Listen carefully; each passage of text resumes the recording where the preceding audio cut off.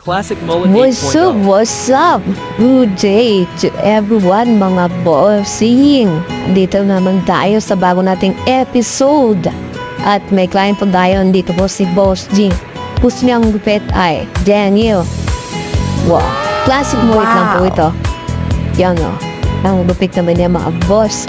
Kung gusto niyo magpagupit, dito lang po yan sa Barbero Boss. Chat niyo lang si Sir. Kung gusto nyo magpa-schedule, chat nyo lang yung page namin, Barbero Boss. Oh yeah, come on, what's up?